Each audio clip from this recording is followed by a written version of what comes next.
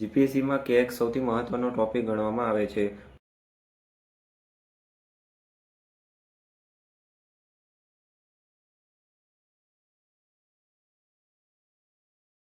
હવે આપણે વાત કરીએ કે આપણાને કેગ વિશે કેટલી માહિતી યાદ રહી. તો સૌથી પહેલાં કેગ ભાગ 5માં આવશે. અનુચ્છેદ યાદ રાખવાની 148થી લઈને 151. 148માં તેની સ્થાપના, 149માં આવશે તેની સત્તા અને જવાબદારી, 149માં આવશે 150માં આવશે હિસાબોનું ફોર્મેટ અને 151માં આવશે હિસાબોનું ઓડિટ.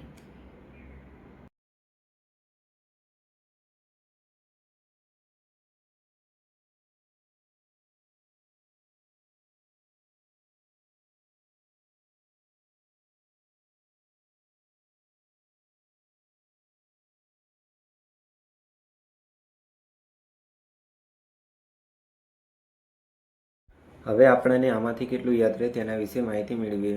તો કેગની નિમણૂક રાષ્ટ્રપતિ દ્વારા કરવામાં આવશે. પછી તેની ઉંમર 6 અને 65 જે વહેલા પૂરી થાય તે. પછી તેને હટાવવા માટે થઈને સુપ્રીમ કોર્ટના ન્યાયાધીશ સમાન તેને હટાવવામાં આવશે.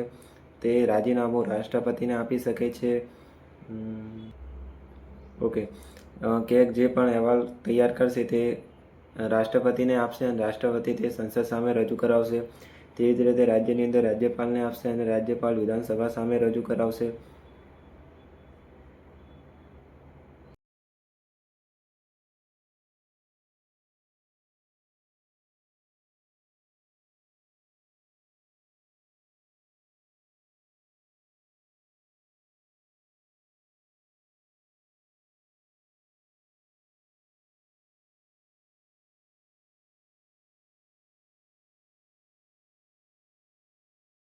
કેગનો પગાર ભારતીય સચિત નિધિમાંથી ચૂકવવામાં આવશે. તેના પર કોઈ જાતનું મતદાન કરવામાં આવશે નહીં, જે આગળ આપણે ચર્ચા નથી કરી. કેગનો પગાર ભારતના સર્વોચ્ચ ન્યાયાલયના ન્યાયાધીશ સમાન રહેશે. 1976નો સુધારો યાદ રાખવાનું કે જે દરમિયાન કેન્દ્રની અંદર બી હતું, એક હિસાબ અને એક ઓડિટ. તો હિસાબનું કાર્ય કોને સોંપવામાં આવ્યું? તેને CGAને સોંપવામાં આવ્યું. જ્યારે ઓડિટનું કાર્ય કોને સોંપવામાં આવ્યું? કેગને સોંપવામાં આવ્યું.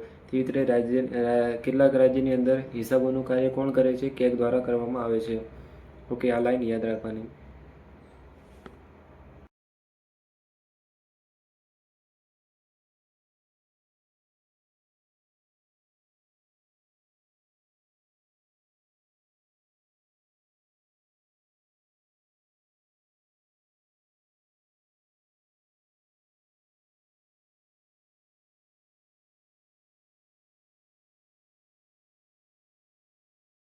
લાસ્ટમાં જે માહિતી આપેલી હતી તે ફક્ત યાદ રાખવા માટે હતી કે કેગની ફરજ શું રહેલી છે.